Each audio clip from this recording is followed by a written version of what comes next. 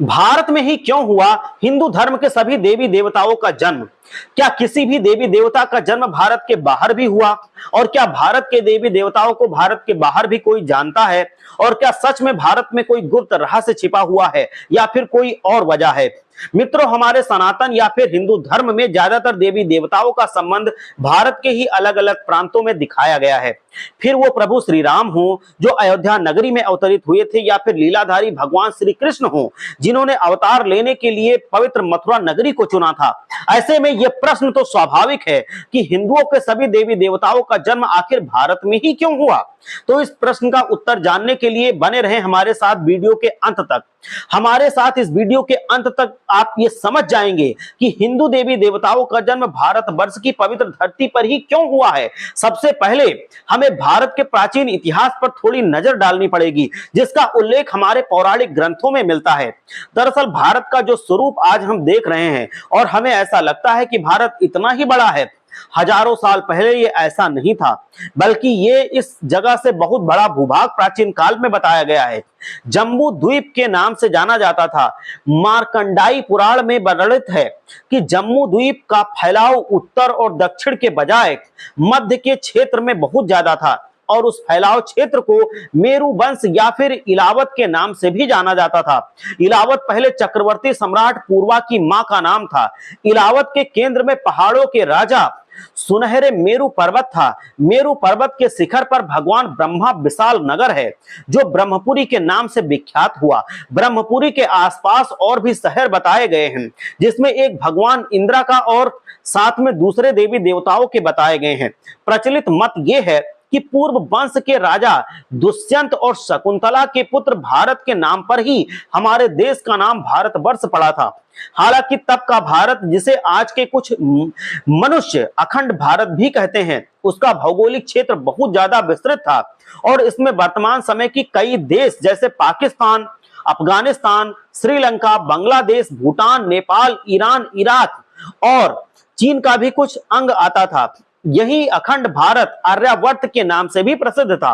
और मित्रों, ऐसा नहीं है कि हिंदू मंदिर सिर्फ भारत में ही देखने को मिलते हैं।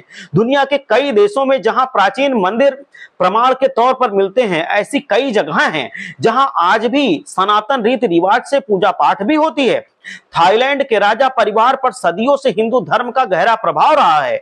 वहां के लोग ऐसे हैं जो ये जानते हैं और मानते हैं कि थाईलैंड के राजा भगवान विष्णु के ही अवतार हैं।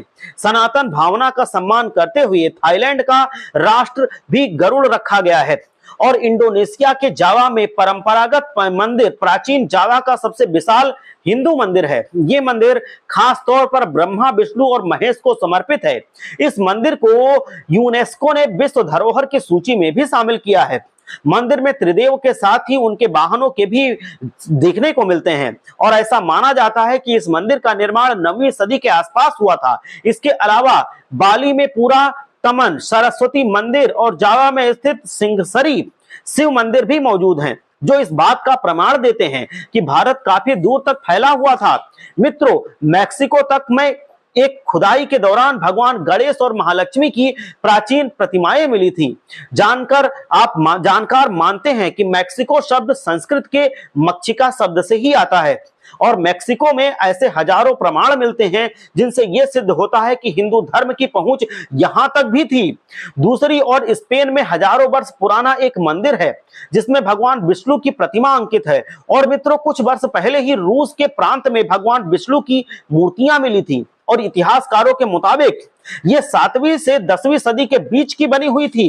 तो आप समझिए कि उस समय भारत का हिंदू धर्म इतने देशों में यहां तक विस्तृत था। कंबोडिया में भी बड़े संख्या में हिंदू और बौद्ध मंदिर देखने को मिलते हैं, जो इस बात का जीता जागता उदाहरण है कि कभी यहां भी हिंदू धर्म अपने चरम पर था। तो मित्रों, उम्मीद है कि आप समझ गए होंगे कि प्राचीन काल में सनातन धर्म की जड़ें पूरी दुनिया में फैली हुई थी, विस्तृत थी। और चूंकि आज के समय में हमारा धर्म भारतवर्ष में सबसे ज्यादा केंद्रित है, इसीलिए हमें तो दंत कथाएं सुनने को मिलती हैं कि अपने आसपास की ही सुनने को ज्यादा मिलती हैं। सच तो यह है कि कालांतर के खंडित होने के कारण नए नए देश बनते गए और भारत सिमटकर पहले से बहुत छोटा रह गया, जो हमें आज दिखाई देता है। लेकिन प्राचीन काल में यह बहुत अधिक विस्तृत था और पूरे जहां तक यह विस्तृत था, हमारा सनातन हिंदू धर्म व्यापक रूप से फैला हुआ था। हर हर महादेव, जय लक्ष्मी।